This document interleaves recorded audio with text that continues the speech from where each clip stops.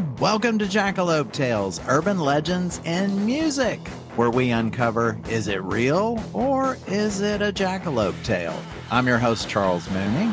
And I'm Lisa Umbarger, and Charles and I are founding members of the Toadies, and now we're podcasting.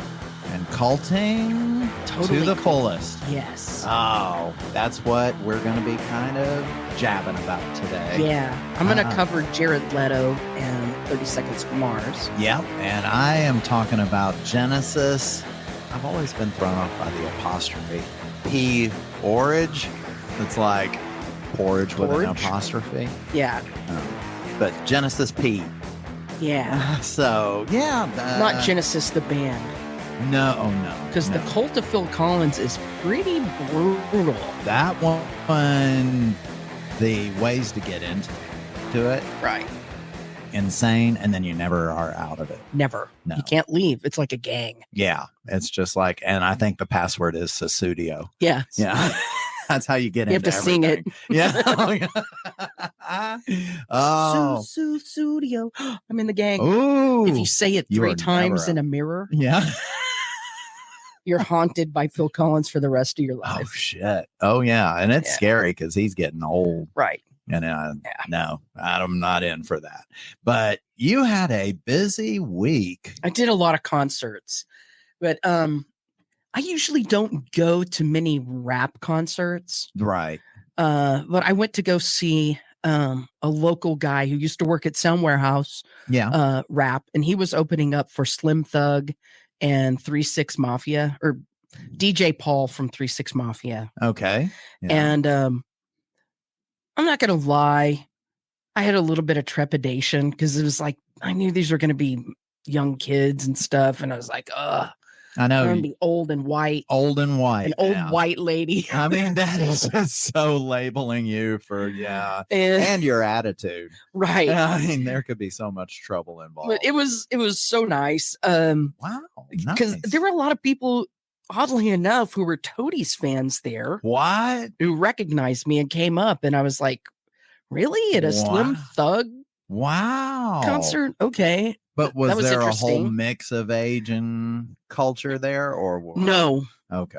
Not really. Okay. So it was kind of what you were thinking it would be. It was exactly what I was thinking. And, when some young kids come up to me, I'm like, okay, dude. Yeah. It was surprising. Yeah. But I found out that it's really funny.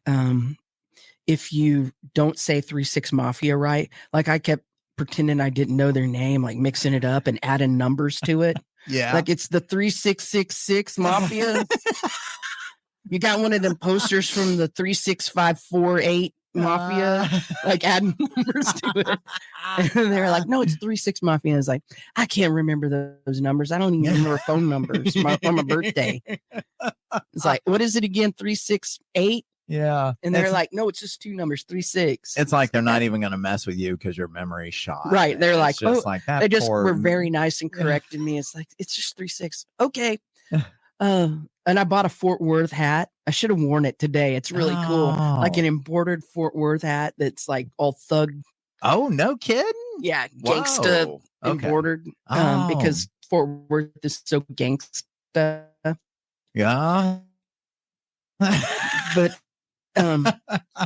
there's a lot of local rap that is pretty interesting, but rap shows are so completely different than rock shows. Yeah. So there were probably about 16 bands.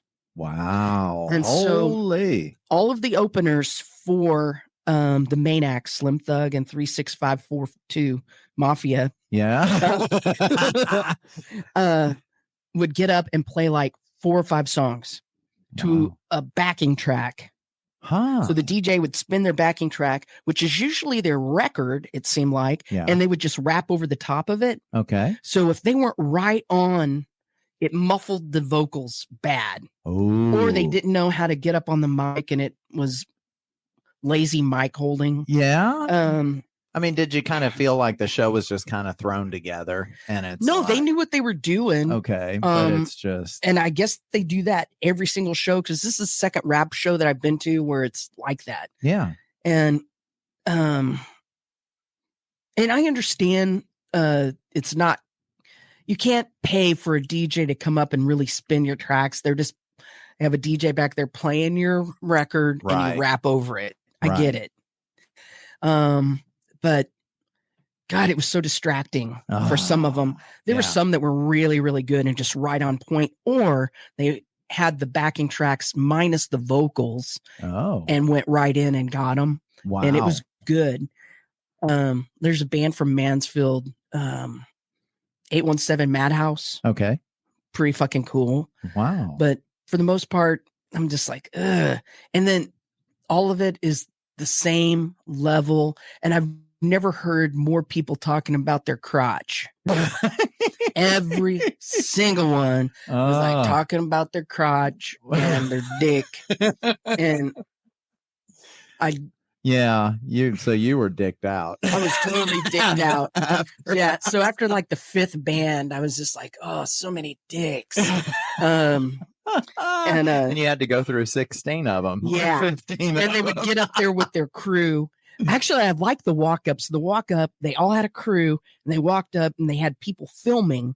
So their buds were filming or whatever with, like, pretty sweet cameras. Wow. And they got up on stage with their whole crew, and the crew, like, sat up there for the first 3 songs, danced around. But the walk up to the stage, because the MC would call them up, and they would walk through the crowd with their crew, kind of like the Olympics, with or their flag, WWE, yes, kind of like that, and get up. And then here's the big difference from rock show to rap show. Yeah, the MC would make them stand on stage, and he'd say, "Applaud if you like this band. Boo if you didn't." And people would clap. And if you didn't like them, let's hear you boo. And it got brutal. No shit. Yeah, people didn't hold back. No. Oh God. Yeah. I would never want to ask anyone to yay or boo us when we play. Can you imagine if they did it at rock shows? Oh, damn. Hey everybody, toadies, yay. Like at that circle jerk show, we would we're already getting suck my ass yelled at us and spit on. That would have been horrible. Oh God. That would have crushed your ego. I know, right? Oh man. You feel sorry for so many that get booed out. Right. So it's kind of like getting beaten to the gang, I guess. If you can withstand that and go through that churn of bullshit, and then come out the other side and be okay. I mean, shit, that makes you stronger, right? You would think, or pick your game up. No kidding. I mean, you can't get booed again, right? Oh no. Anyway, it was pretty interesting. I'd leave crying. You know, right? I felt bad for him. I'm not going to boo anyone. Yeah. He'll just do the old person applause. Yeah. No. So, I couldn't be mean. It was pretty interesting though. I had fun. For an old person, I went home early. I didn't see 366 Mafia. And you'd been doing their name the whole night, right? I was so tired. Do you know that band? I don't. They have that song, "Sipping on the Syrup." And see, I'm thinking, is it 366 because that's the day with leap year? Ooh, 366 Mafia. I don't know. What does 36 Mafia stand for? I know that they're from Tennessee. I don't know, but 36. I think Slim Thug is Texas. Maybe it's average age. The members. Right. I don't know. Were they older? I don't know. I didn't see it. Oh, that. We still. But I think it was answer. just DJ Paul, because I think most of them have passed away. Most of the other members. Oh wow! Holy hell! So, God. Okay. Well, you kind of like the Toadies. No, just us. Everyone else passed away. Those mystery deaths. All right. So going from 3659 Mafia, we're now talking about cults. Which, 3659 Mafia might be a cult. You never know. But you got to remember their name to join. Right. So, and I can't remember. So I'm not. You're still not a member. But I do like sipping on the syrup. Oh. Anyway. So I'm going to get into Jared Leto and 30 Seconds to Mars. And you loved him all the more when you studied for this one. Yeah. This guy. So I'm going to be honest. I never have liked 30 Seconds to Mars, I feel like they're very derivative. Yeah. I feel like they got a nice looking singer with very little talent, and they're like, let's sell them to the girls. See, I know, kind of thing. No, That's what it feels like. And even if they have, even if they have moderately listenable songs, we'll market it. And anyway, that I don't know. Yeah. Anyway, that's one of those where you can't get past Jared to even really try to appreciate and his little swarmy brother. Anyway, swarmy. So did Jared Leto officially start a cult? Right? This has been asked. Yeah. Well, if you listen to Jared, yes, he did. He tweeted this. Yes, I started a cult. And so no gray there. Right. So it's kind of like, okay, they started a cult. And so the cult is called the Echelon, and they meet at Camp Mars. Barf God, and barf. No, can't they even get a little? So, and even their cult is derivative. Yeah, and referencing the band name. Yeah, God, make it something. Camp Mars. Oh God, isn't that like where you row canoes and do all the potato sack races? I wish Jason would go to Camp Mars and just. Oh God. Do things. Anyway, Jason-y things. Yeah, he'd be bullied. Right. Yeah. So the band's devoted fan community is known as the Echelon. Oh, instead of s'mores, they make s'mars. Oh, they totally do make s'mars. Sorry to interrupt. They use s'mars bars instead of Hershey's. Oh God. Anyway. If he takes our idea, and he will because he steals ideas, he'll use Mars bars and make s'mores. S'mars bars. Oh, s'mars bars. God dang it. But, so the fan community has been characterized by their intense loyalty and engagement. Which why? That shows they're brainwashed. Because, exactly. Just damn puppets. Yep. So since 2025, 30 Seconds to Mars has hosted Camp Mars, an annual retreat featuring activities like yoga, meditation, and quote unquote intimate performances. Oh, shit. I don't even want to know about that. No. Gross. No. That would be like prison for us. Right. I mean, that's what they should do. Send like the people that have committed second degree, first degree murder. Send them to Camp Mars. I mean, oh my God, that would be so awesome. And if they kill them, great. And if they just go nuts, all the better. Right. Okay. It's win-win. Yeah, it's rehab. Right. Okay. So in 2019, the event was held on a private island in Croatia. And this is where it gets a little sideways. Yeah. And Croatia, they dubbed this one Mars Island. It's Croatia, bitch. Yeah, no shit. It's a country. It's not Mars Island. Go home. Not the Gulf of America. Oh, yeah. So attendees were all dressed in white robes and participated in various activities alongside Leto, which were just goofy, fucked up cult things that Leto led to. I think that he was trying to see if he can make people do stuff. Yeah. And I think it was all kind of jokey and goofy until we got to the thing where they flew to Mars Island.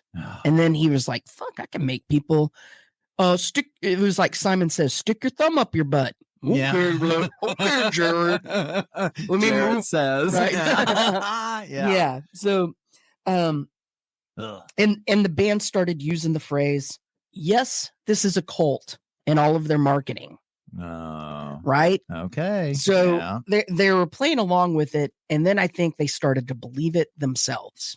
Oh. Because Jared is kind of an egomaniac piece of crap human. Yep. So images from Mars Island showing Leto in white robes and surrounded by fans have led to public speculation and media coverage describing the events as cult-like. Yeah. Obviously. No kidding. Mean, if it looks like a cult and quacks like a cult, it's a fucking cult. It's a cult.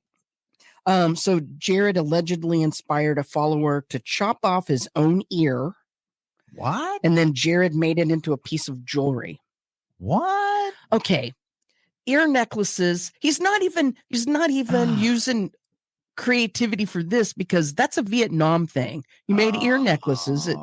Right? Yeah. So he can't even make people chop off body parts and do something. Yeah, he can't get original. Yeah, no original content at all. He's just a jerk. God. I mean, if you got someone's ear. Yeah. I mean, I would do something. What would you do with someone's ear if they chopped it off for you? Oh. Besides jewelry, because that's been done. Do something. I don't know. I was thinking it'd be nice to make it an earring. So you'd have just over your own. Well, you could go over it or or hang it off your ear.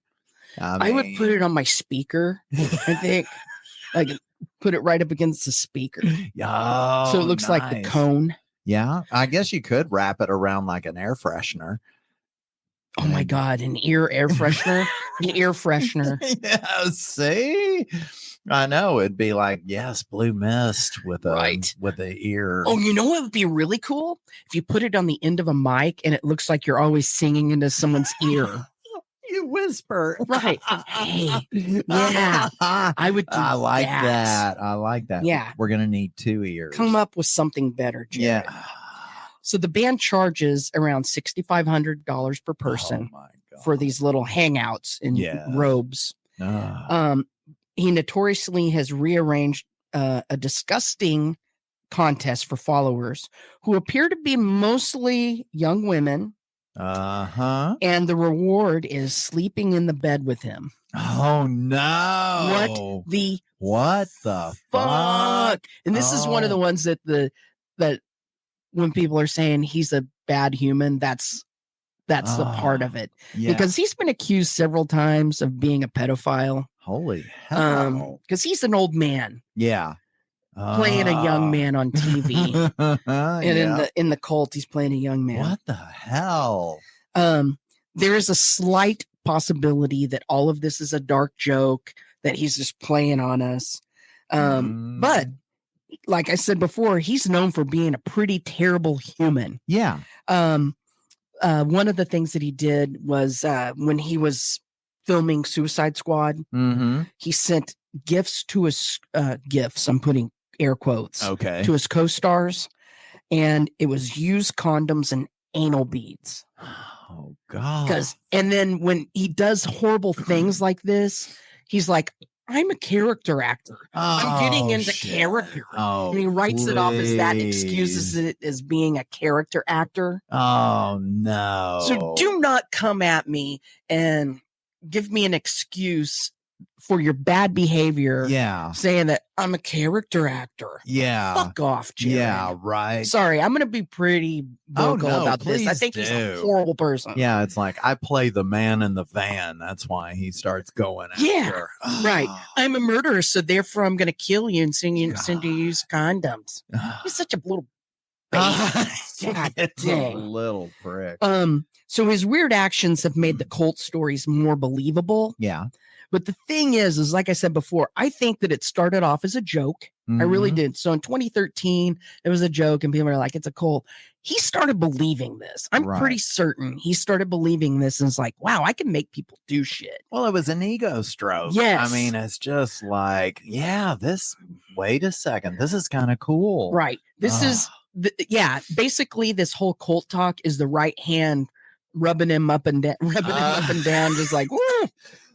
Yeah. So, I think it started off as like an Andy Kaufman type. Sure. Just put the facade out there. Do a little hoax like Andy Kaufman, which, by the way, I'm all for. Do Andy Kaufman hoaxes. I love it. That's what Jackalope Tales is all about, right? Exactly. But I think this guy wishes that he would be a cult leader, but he's just not even as charismatic as David Koresh. Oh God. He's just a piece of crap. Yeah. So everyone come and worship this turd. And you pay for it, and then God, all that shit that goes along with it. How have they continued to have fans? Are they growing a fan base? That's what I want to know. It's a fucking cult. It is a cult. How. Right. Yeah. So they bring their kids in. Yeah. And they all drink Kool-Aid together and wear robes. Smars. Eat some s'mores. Gross. Anyway. No. I think he's a turd. But I really do think it's a cult. Yeah. Because it's gone over. And I know that they that a lot of bands, they say they have a cult following. Right. Sure, of course. So it kind of lends itself to that. I think music already does. And there's so many musicians who have been in cults or whatnot because artistic, creative flow kind of sometimes will get twisted. Yeah. But this guy has no creativity. He's got no original thoughts. He's just a giant human piece of excrement. Yeah, it's like the most boring treehouse club. Oh my God. As a kid. Well, I mean, oh my God, it is. It's like you get together and you're like, this is boring. Right. It's like, where's the good comic books? Yeah. Yeah, he didn't have that. Yeah. Where's the penthouse? Yeah. It's like, I ain't Playboy. Like, your dad didn't even build this one. This treehouse sitting on limbs. Say no, this is just a cheap ass treehouse club. Yeah. Oh, give me Pee-wee's Playhouse. Yeah. Oh shit. Yeah. That's a good club. I would be in that cult. Mm-hmm. Oh, in a second. Yeah. Anyway. All right. Well, and so for me, we're gonna talk about good old Genesis from Throbbing Gristle. Yeah. This really is a cult. No, this one's woo. Yeah. He's always, well, he passed away, but he was an interesting character to say the least. But what we're getting into is he was a man who just didn't flirt with cult behavior. He damn near married it, and then he divorced it in a ritual involving blood, hair, and body parts. But for this, we're having to really go back to the mid-70s in England. It's crazy because Throbbing Gristle, I know we were talking about it, and it's not the kind of band you just put on your record player and clean the house to. Right. Like during your barbecue, you throw on your Throbbing Gristle vinyl. Although for barbecue, it might work. Gristle. Right? Yeah. No. Everyone would leave. Oh, wait, really more hot dogs for me. Yeah, see, now it's in the plans. But yeah, this is one where, I mean, everything was just, and you got to be impressed with just the fact that the late 60s to even have a band called Throbbing Gristle. Right. I mean, they were all so simple back then. The Who and all the Kinks. Right. And here you have Throbbing Gristle. Right. But this is 1970s England, the golden age of post-industrial squalor. While most people were dodging rolling blackouts and Margaret Thatcher's disapproving glare, Genesis was busy founding the band Throbbing Gristle. But is Genesis his real name or is this made up stage name? No, made up stage name. That's what I'm trying to remember what his real name is. It was a common. I mean, there was nothing Nigel related. Yeah, probably so. Some British name, good like British one, right? Yeah. Nigel Throttlewort. Now, yeah, like we were saying, Throbbing Gristle wasn't just a band. They were like an experience, and sometimes they were even a regrettable experience. Yeah. Their live shows were the musical equivalent of like licking a battery while a butcher tenderizes a raw pork loin next to your head. They projected images of war crimes behind them, which butthole server kind of thing. Yeah. So maybe there's where some of that I am influence pretty is. sure that Paul said that Throbbing Gristle was I wouldn't be surprised. Was Paul or Gibby? Yeah. Because I think that's the only reason why I had heard about this band is through the butthole server. Gotcha. I just remember working in Sound Warehouse and then seeing like the divider card saying Throbbing Gristle. Right. Never bought one, but it was like, this is insane. Yeah. I mean, but they played in abandoned slaughterhouses. And once they played a show where the main attraction was the lingering smell of actual human feces, and it was intentional. And of course, Genesis, just because of his approach to music and his style, is nicknamed the godfather of industrial music. I can totally see that. Yeah. But Genesis wasn't content with just terrorizing eardrums. He had grander visions. And Genesis, he wasn't just a musician. He fancied himself a magician and kind of an modern day alchemist of chaos. And from that chaos emerged a little something called the Temple of Psychick Youth. They call it TOPY, which I'll call it that. But TOPY wasn't an average fan club. This wasn't about mailing out newsletters and selling overpriced enamel pins, but it was a full-blown, mind-bending, quasi-occult organization dedicated to psychic experimentation, sexual liberation, and dismantling the very concept of identity. Okay.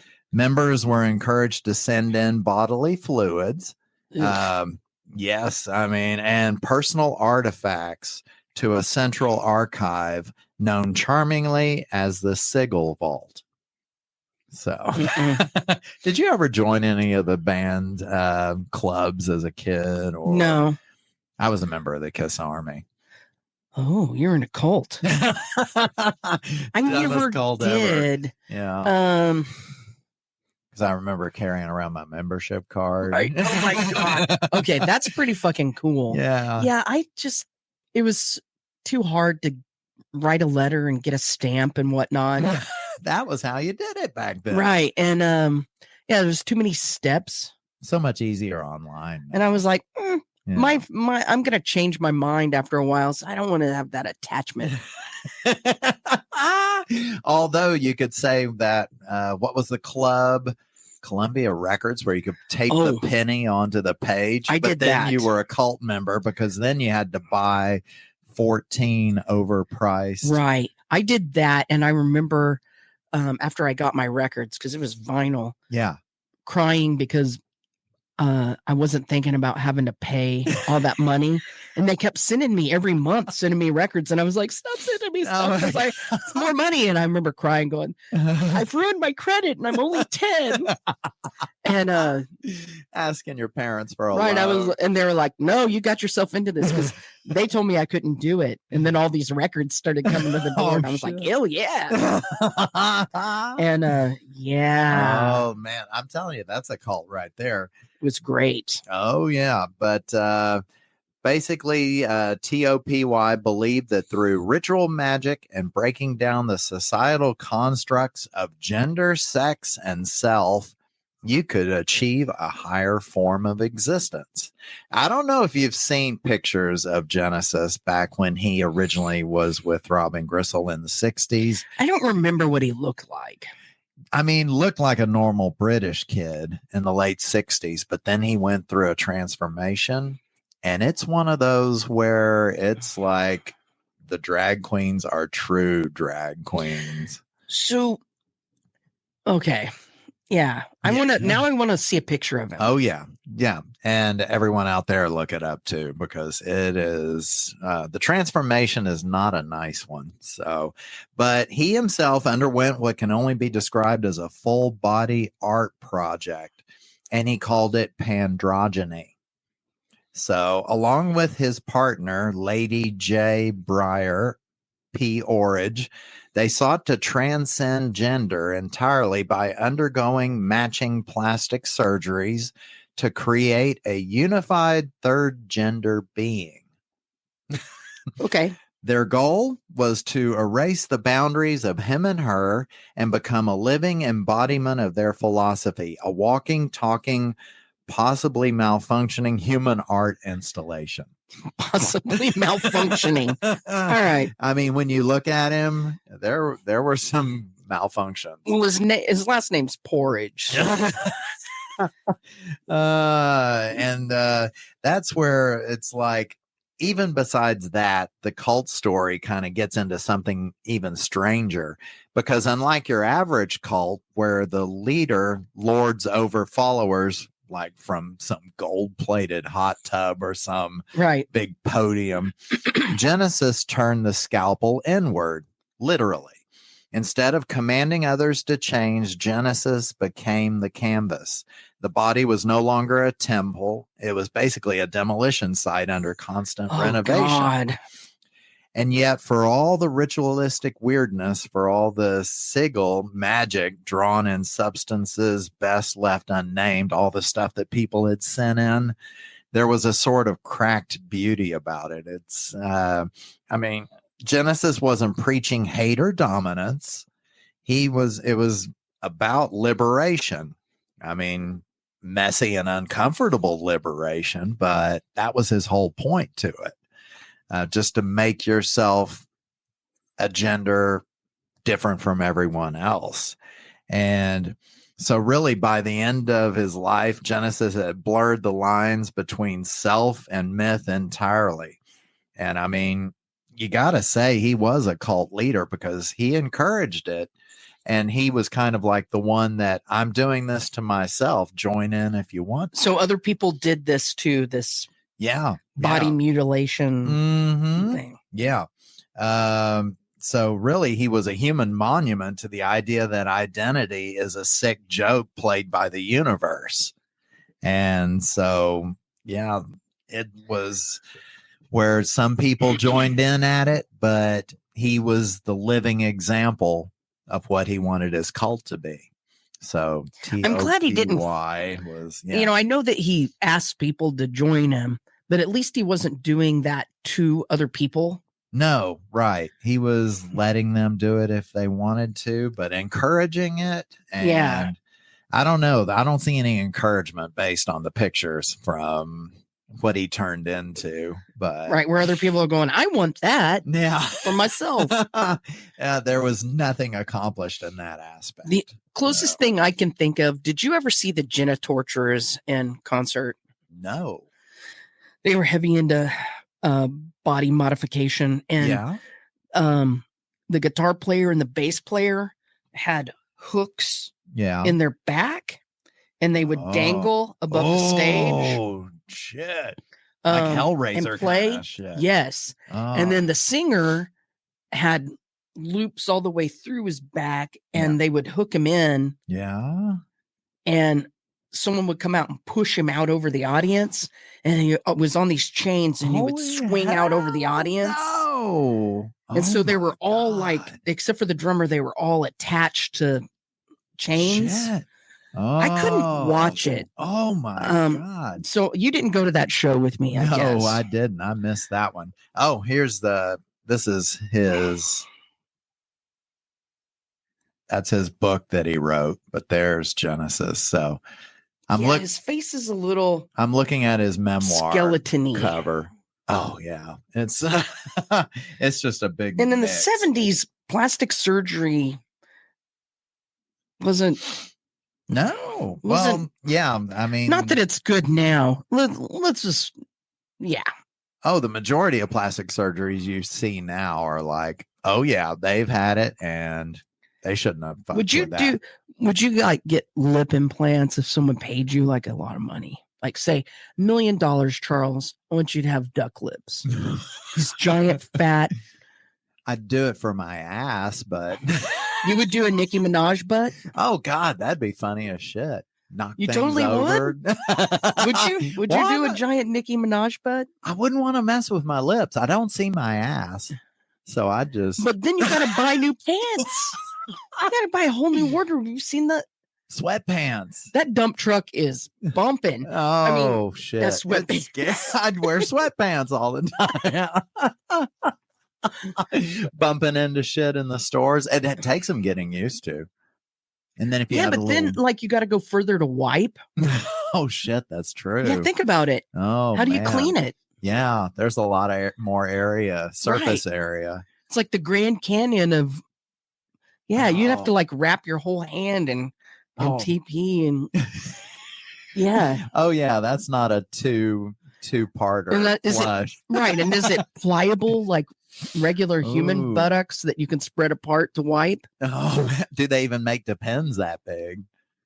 No, I don't think so. They're called Coda pens. But that'd be great if you beeped when you walk backwards and all that. Okay, if you did, you would do that for $1 million. For $1 million? Yeah, probably would. Yeah, what would you do for $1 million? I don't know. It's tough. Plastic surgery scares me. Yeah. Especially if you do it out of the country. Oh my God. I've heard of those instances where people put concrete into asses. I would get hair plugs. I have hair. I have hair. Yeah, I get more. Because see, to me, that seems the least invasive thing. So where you already have hair, you get hair plugs. Okay, well, yeah, I've seen some guys with hair plugs. And is piercing? That's not plastic surgery. Well, I guess it depends on how it's done. Maybe I would do a piercing of some sort. There was a guy who I actually met who only could get this done in New York, but he had his tongue forked. Yeah, I would not do that. Because it's illegal in like it 45 states. So ridiculous. But yeah, he had a snake tongue. Have you ever talked to someone with a snake tongue? No, I'm serious. Because I know someone who has one. Guy, but I know someone who has a snake tongue, and when they talk, they move separately. No! Whoa. Holy shit! Yes. Oh, yeah. Damn. Yeah. If you hang out with the Jim Rose Circus for any length of time, there's people that have weird body modification. I'm not trying to judge people. I don't care. Do what you want to do. Do it to yourself. Don't do it to other people. But the tongue piercing, the tongue piercing, fine. The tongue forking, weird. Yeah. And I don't like cheeks pierced. Yeah. No, I don't get into the piercing. And I know guys who've had their wiener pierced several times and did not turn out well for them. Oh. Yeah. Yeah. Uh-oh. Now they all have to sit to pee. Maybe that's where you could dangle an ear on an earring. Oh my God. Yeah. A new foreskin. Yeah. It's an ear skin. Can you imagine the no. Yeah. It's just like, would you whisper it to me and you pull your pants down? Right, like talk right here. Just put your lips on it and let it vibrate. Gross. Or I can't hear you. All right. Oh, speaking of dick piercings. It's a Lone Star salute. Yes. I mean, what better way to salute? Speaking of vibration. Yeah. The kazoo. It's one of the best vibrations. God, yes. Right? No joke. It's feels good and sounds good. Right? And it also introduces the Lone Star Salute, where we read to you your 1-star reviews of things that you didn't like as much as other things. You gave it a 1 star. Could be anything to do with music, concerts, musicians themselves. Right. Just opinions about records. Yeah. Because I'm going to read one about a record.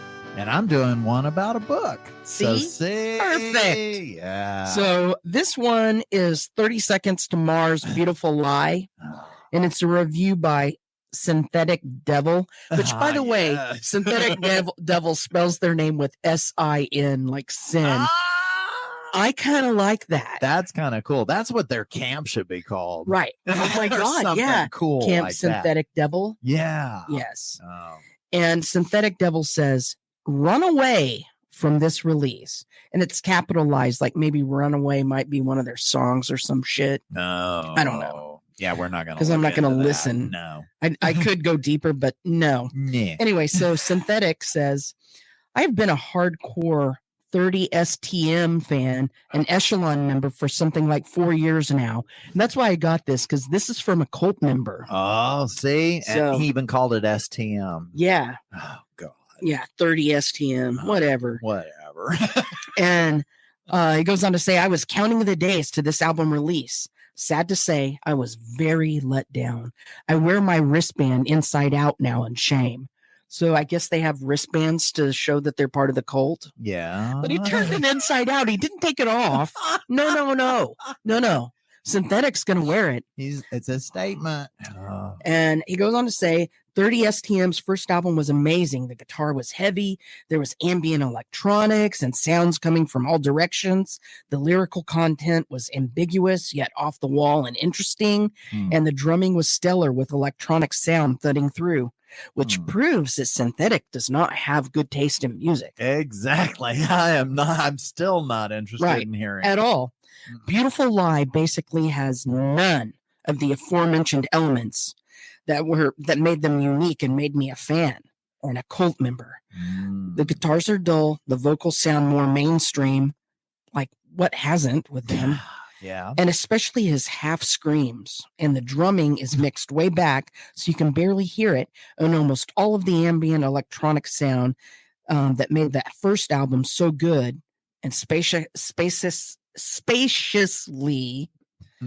epic is sadly missing. This album feels like a really bad attempt at getting radio airplay and a spot on the Warped Tour or something. Too much touring with Chevelle and the Used seems to have infected the band with a terrible case of suck ass.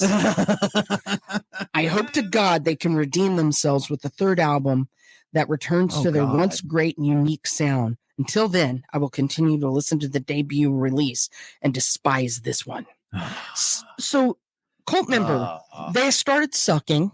Yeah. And they're like, I'm just going to just listen to the first one and still love them. And I'm going to turn my wristband inside out. Yeah. Although WWJD would be, what would Jared do? So he's maybe that's what the band was. The wristband was. Could so be. They turned it inside out. It's like, I don't care what Jared would do. Well, this is the wimpiest kind of rebellion. I know, right? I mean, that's why I wanted to read it. It's like a cult fan. What? Yeah. Like, isn't even going to turn their back on him and shun him. It's like, I'm still going to drink the Kool-Aid, but I'm only going to take tiny sips. Exactly. And that is the reason why I never will ever have a band name tattooed on me. Ever. No. Ever. Because they could, man. Yeah, they can turn into shit. We could do a little challenge where the loser has to put 30 seconds or 30 STM. Like 36587 Mafia. 3666 Mafia. I'm telling you, there might be something to that. Our band, we rap. I'm gonna get it on my stomach like Thug Life. Yeah. Or on the back of the car, where it's God, yeah, where it's the sticker for the people that have passed away, and then it's like 3666. Someone would chase me. Well, for all the readers out there, Genesis did come out with a biography. So he wrote it. Yes. And it's titled Non-Binary, a Memoir. Okay. And we have a 1-star written by Corvus. So, but he starts out saying, friendly reminder that Genesis was a horrific abuser and attempted murderer of their former partner and bandmate, among other problems. Oh, shit. I know. When I read that first sentence, I'm like, we might have to do a Genesis episode. I know. This sounds like we got to delve Phil deeper. Collins, but although we could do Phil Collins. Right. They have been caught telling endless lies. They have never been held accountable. They never identified as NB, non-binary, I guess, until after death, unless I'm missing something. So this also seems to be the publisher's fault, capitalizing on trans words and narratives.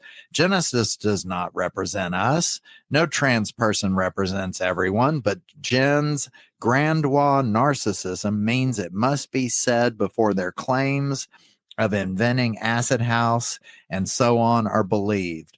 Please read Art, Sex, Music by Cossie Fanny Tootie instead. I don't know who the fuck that is. I have no idea. Sometimes a 1-star review of a book I haven't read is necessary when it's something this gross and harmful to both the people Genesis abused and to trans people who will undoubtedly have this portrayal attached to us. Also, for industrial music lovers who have eaten up many of Genesis's lies over the years, self included, Jen is dead. Let the damage they continue to do end there. Wow. Oh, he is a reader. Yeah. I mean, to be able to be eloquent like that, but so not that book. No. They said they didn't read so that he's book. This person's a trans person also, and so they didn't take to it at all. No. So they were offended. He's got some hatred. So do you like industrial music? Of course. Yeah. Have you ever seen Skinny Puppy? I never did see them. I mean, they came through a few times. You know what, though? I almost want to say I did see them. Because they're touring again. Are they really? They're touring again. Oh. And the last time I saw them, I think it was at Club Clearview. And I just remember, and I don't know who did it. I can't even remember. I just have this vision in my head of during one of the songs, they had a prop where they pretended to pull their intestines out of their stomach onto the stage. God. And they had entrails and they kept pulling them out of their stomach during one of the songs. See, I was just like, I want to say we went to a Skinny Puppy show. I think that was the one. That it could be. And it was Skinny Puppy and Leibach? Or was it KMFDM? I don't know. But I mean, I want to say it might have been. Them. But anyway. But yeah. But that one where they pulled their guts out, I was just like, ugh. See? But I still remember it was like intense. Oh, damn. No, would you go see him again? Yeah, I definitely. Yeah, I would. Okay. I would. And Leibach had those big giant kettle drums on either side of the stage. Now, see, with like red liquid, and when they hit it, like blood coming up. Oh shit! Industrial music just you gotta appreciate that aspect of it. Right. I mean, industrial is just like it sounds. I mean, it's hardcore. Yeah. So you gotta appreciate that. I like that. Of it. It was fun. It was nothing serious. Yeah. Genesis took it too far. Yeah. I like it when it's just theatrical. Yeah, exactly. You could be just a normal person right off stage, but then when you're on there. I was a business student at UTA and I went to go see Skinny Puppy. You could be that person like I was. Right. I'll balance your books, but I'm not going to during the show. Exactly. Yes, exactly. Anyway, I will go see them most likely when they come. Okay. I think it's going to be this fall, so we should go. Yeah, let's do that. I wonder if there'll be innards since they're so old now, if there's like maybe they'll pull it out of their butthole. Oh. Because I hear that old people have butthole problems. As long as it's not real. I mean, because it could be. But speaking of innards being pulled out of your butthole, this is the happy ending. Oh my God. I set it up. It was like, you really did, and we didn't even prearrange that. I know, right? Holy hell, we just roll off each other. Yeah. So the happy endings where we talk about, are these stories true? We summarize everything. And both of these stories are true. These are not jackalopes. No. As much as some of it you'd want it to be. Right. Sadly, they have a camp. Right. named Camp Both Mars. of these are challenged human beings. Take advantage of people at best, they took advantage of people. Yeah. And with Jared Leto, he still is taking advantage of people. Mm-hmm. I wish he would quit getting jobs in movies. Yeah. If he's going to be a total douchebag, because you see all these other people, actors who they're quote unquote hard to work with and they don't get jobs anymore. Like Val Kilmer was labeled as that, right? They're blacklisted. Yeah. Why doesn't Jared Leto quit getting offers to do movies? Why not? Right. That'd be the best. Because this guy seems like a complete douche. At least Val Kilmer was an artist. Yeah. No joke. I mean, this whole hiding behind the fact that you're in your role 24/7. Right. Please. You know what? I'm going to do that. I'm going to start walking around being a total douchebag and go, I'm getting ready for a role. I'm preparing as to total be a douchebag. Because guess what? That's what you're doing. God. Anyway, I'm not going to do that. Yeah. So anyway, no jackalopes here, folks. No, we got some serious cult leaders here. So thank you so much for listening. We really appreciate you. Please follow the links on our show notes to find us on all the socials. Yeah, definitely. Like, subscribe, rate, leave reviews on Apple Podcasts, Spotify, anywhere you get your podcasts. And buy some merch. Yes, you should buy some Jackalope stuff from us because we're selling stuff. We're hawking stuff. I mean, no white ropes. Be in the cult. Yeah. And I mean, if you buy enough T-shirts, we'll come to your house and make Kool-Aid. Yeah, baby.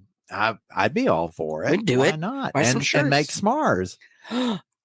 We should make something else. Okay. What could jackalopes be? I don't know. Would we do something with Kit Kat? I like Kit Kats. Kit Kats are Could good. we do some kind of Skittle thing? Oh, there you go. Jap Skittles.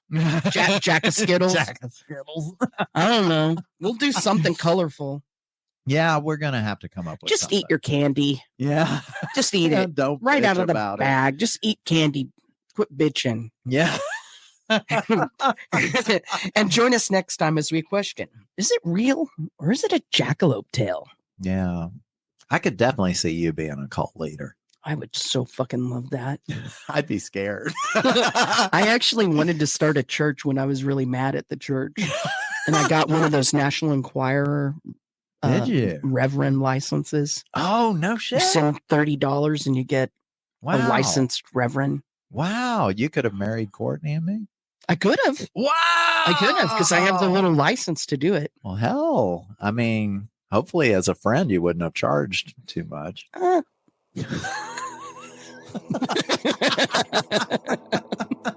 What? No perks? This cult sucks. That's why I want to start doing baptisms when it gets warmer. God. I think it'd be fun. And hot dog water. Yes. Right. I still have that in the back of my head. I want the baptisms to happen. Let the baptisms begin.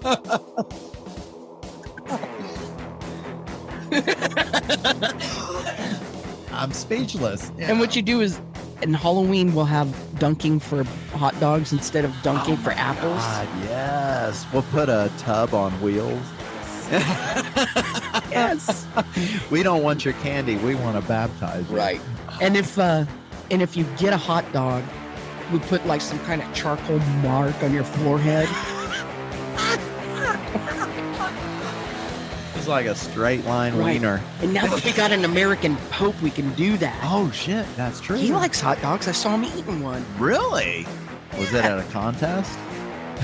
I think it was at some kind of Pope barbecue. He's from Chicago. Yeah. He's from Chicago. They have hot dogs. Oh, that is nasty, though, the competitions where they dunk them in water. Yeah. Eat a bunch of them. Do they dunk them in water to eat hot dogs? Symbolic of a baptism. Oh, my God. Because they want the bun to be the wiener of Christ. They want to get it wet and slam it down their throat. Yeah. Oh, yeah, that's right. I forgot that they do that. Speaking of hot wieners. Oh, God. We better stop now. So many wieners.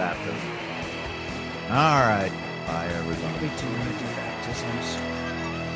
This would be good. I'm telling you, mobile baptism. I wonder who.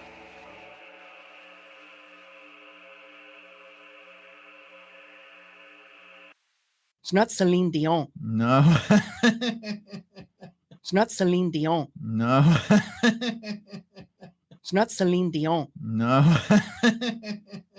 It's not Celine Dion. No.